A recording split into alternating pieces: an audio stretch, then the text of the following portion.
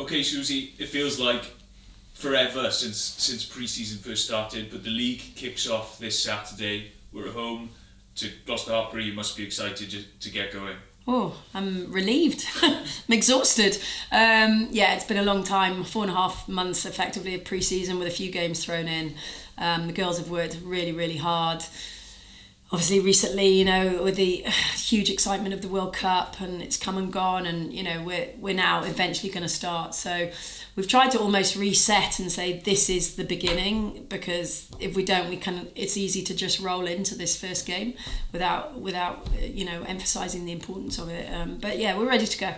Has it been difficult because there have been such big breaks between matches? Has it been difficult to kind of keep squad on task and keep them focused with kind of goals being pushed further and further back?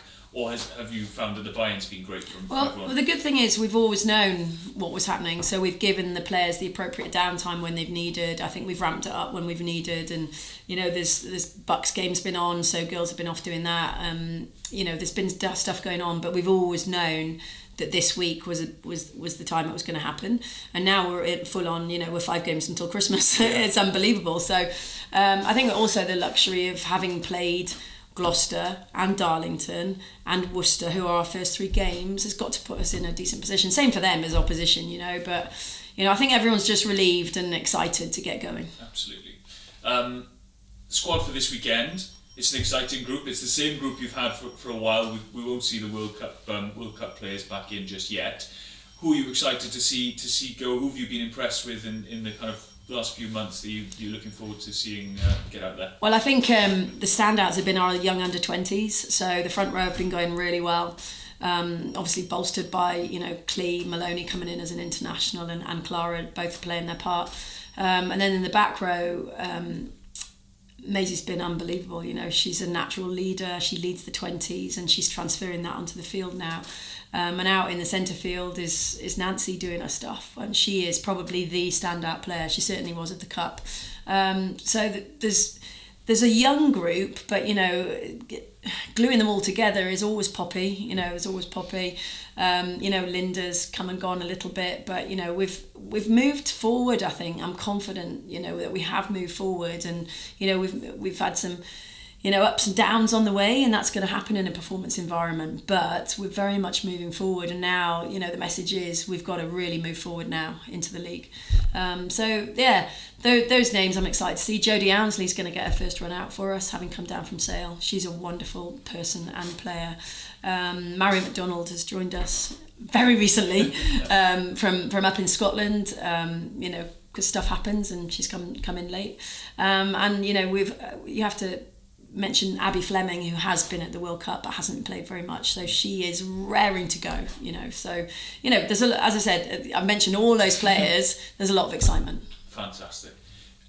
It's nice to be back playing at Sandy Park. It's nice that we're looking like we'll have over 1,000 here.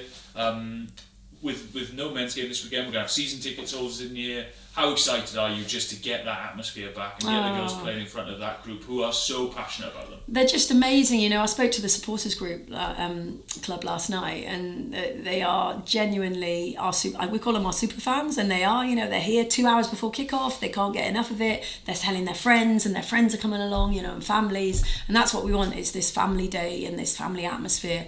And they're very much bringing it. They are so enthusiastic. And they bring noise, and noise in those stands. It boosts the players on the field, and they feel it, and they're used to it, and it's all growing as we wanted it to grow. So yeah, it's brilliant. We're 4,000 in here on that game against Worcester. Definitely 1,000, I think, coming in on Saturday, and on the back of the World Cup, the game is growing, and it's growing locally, it's growing nationally, it's growing worldwide, and that's what we want. Of course. And quick word on Gloucester. They've recruited well in the off-season. They've got a really strong-looking squad. What are you expecting them to bring down on the weekend? Well, again, who will they have back in from the World Cup? We don't know. They may have some back in who haven't played very much, like ourselves. They bring a really powerful game, and the competition up front. The contest is going to be huge. Who can dominate that physicality. but also they've got a really nice set of backs. You know, they play smart. You know, Mo Hunt's back. You know, back in and been playing well. They've got a good kicking game.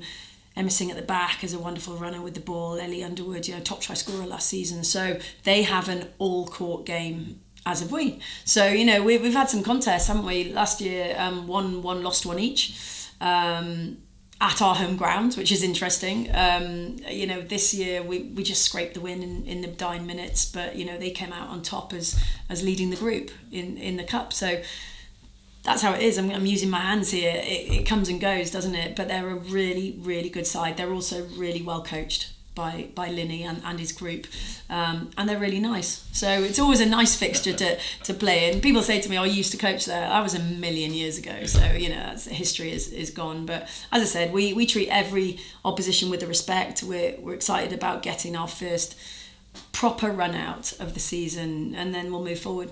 We all can't wait. Looking forward to it. Thanks so much. Cheers.